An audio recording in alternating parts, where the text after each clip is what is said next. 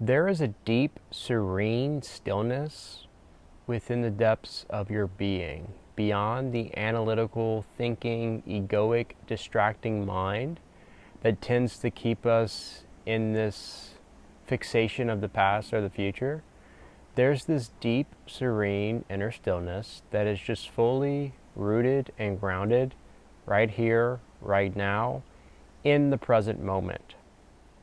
And the way to access this space of our being, this truth of our being, is through meditation. Meditation takes us beyond the analytical thinking mind into the heart space. And here's the thing though, in order for us to enter the heart space, we have to make sure the heart is open. And that's why I always say, before you even start meditating, make sure your heart is open. Make sure you're in a place where you can actually go within the depths of your being and experience the infinite love and peace and joy and bliss that you inherently are. And so some things that we can do to help prepare the heart for deep meditation and experiencing that inner stillness is simply something as simple as listening to music or reading some poetry, or maybe it's a passage from an ancient holy book. It doesn't really matter. Just whatever it is that gets you into that state of being where you feel that divine connection, you feel more relaxed, you feel maybe it's something that causes you to start crying, and you can literally feel your heart start to open up.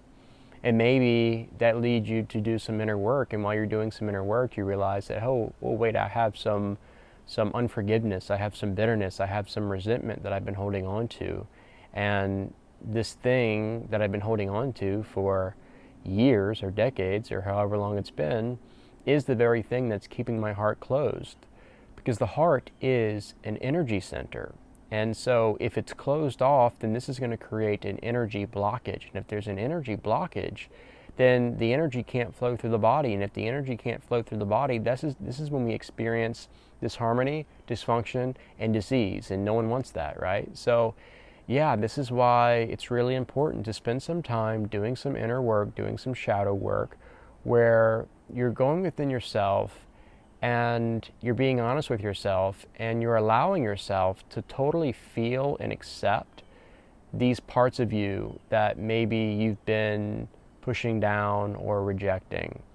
So maybe these are like repressed emotions or something. And instead of pushing them away, instead of treating them like they aren't there, you fully accept them. You allow yourself to feel them, you integrate them into the wholeness of your being, and through that process, through that method, the light of your consciousness starts to melt away any of that negative energy blockage that has been preventing your heart from opening up.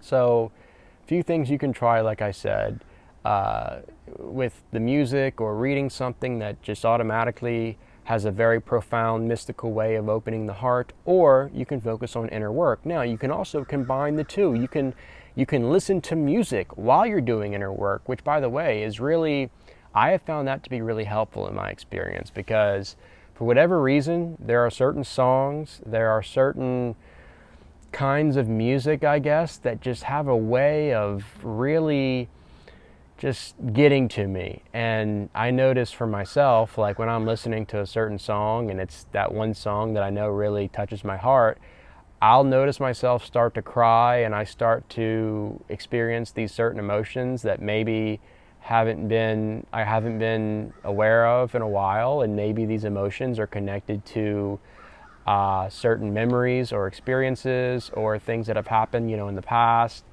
And it becomes an opportunity to let go and to forgive. And I've had some really incredible mystical experiences through doing inner work with music.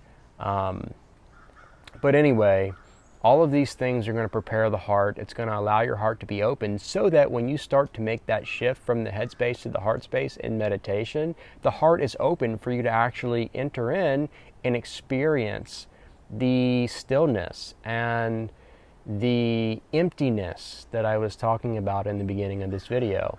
So that's just something to keep in mind, because a lot of people, they'll start meditating and they'll start making that shift from the head space to the heart space. They'll literally feel themselves shifting.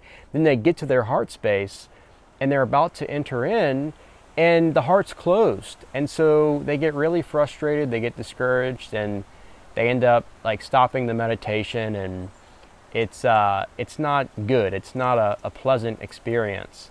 However, this can be avoided by simply focusing on the heart, opening the heart before you even start meditating. And then you'll notice that when you start meditating and you are shifting into the heart space, it's a very natural and effortless shift, and then entry into the heart space to where you're fully there, you're fully grounded, you're in the eternal now, in the present moment. Your mind is no longer fixated on the past or the future. And this is when everything starts to change. This is when you start to enter into these deep meditative states and you start to experience the divine union, the healing, the nervous system recalibration, the breakthrough, the manifestation. This is where the magic happens. So yeah, be encouraged by this, and then know that at the deepest level, like I said, who you really are, beyond the ego, beyond the body, beyond the mind, beyond what other people have said about you, beyond all of these things, all these different labels and roles and attachments and identities, beyond all of that, you are divine. And in this divinity, it's infinite and it's eternal. And like they have said in some of the Eastern traditions, it's pure emptiness, or it's pure nothingness. And you know, many people, when they hear that, they say, oh, that's boring, like emptiness. That means there's nothing going on. That means there's nothing to do. And exactly. However, it's not boring, because when we think of, when you start talking about emptiness or the stillness, the mind interprets that, the finite egoic mind interprets that through the lens of the mind, and it says, oh yeah, that's boring, it's boring, there's nothing to do, because the mind always has to be doing something. The mind has to be like fixated on something and just like, preoccupied. However, when you shift into the heart space, you realize that this emptiness that they talk about in Buddhism, or this nothingness, or this inner stillness, is not boring at all. It's actually infinite potential, and it's where you're transformed. It's where you experience the healing. It's where you experience the transformation. It's where all things are possible. And guess what? This is the kingdom of heaven that is inherently within you. It's not a place that you go to after you die someday, maybe, like up in the sky. No, this is an inner reality that is within you all of the time.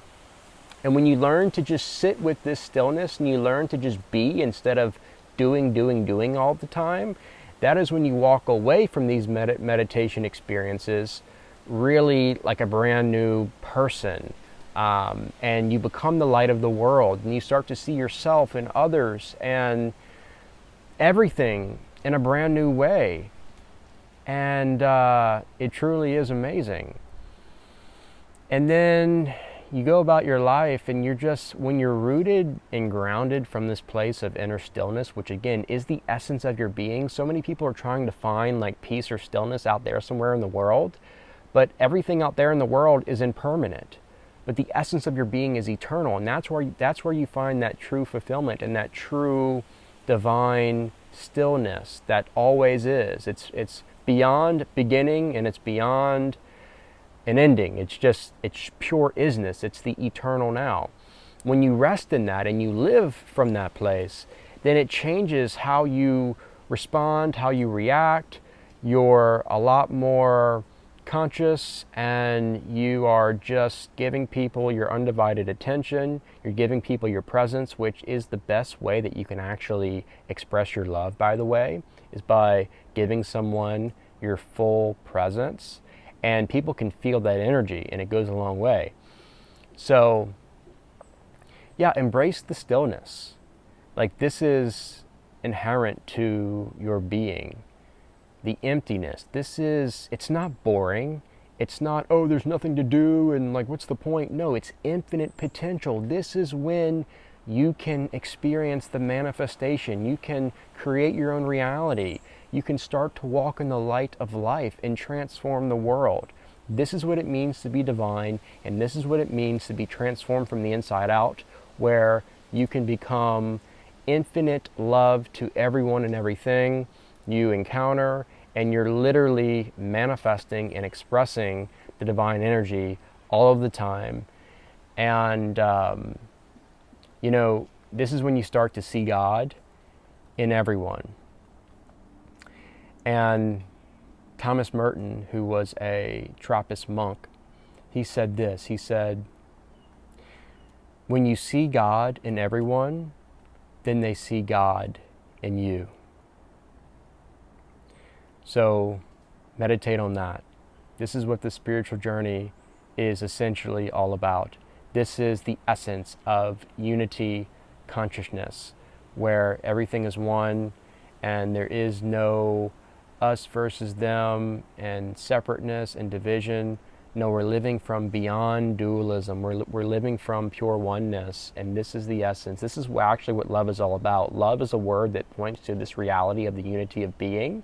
And after you have your own awakening and you're living from the stillness, you're living from this emptiness, this infinite potential, this is when you start to transform the world around you in a way that illuminates the path for other people to experience their own awakening, but it also enables you to see God in everyone. And when you see God in everyone, as Thomas Merton said, then they see God in you. So I hope you found this video helpful, informative, and insightful. And if you did, please leave a thumbs up at the bottom of the screen and be sure to subscribe to my channel if you haven't already. Thanks for watching, and I'll see you next time.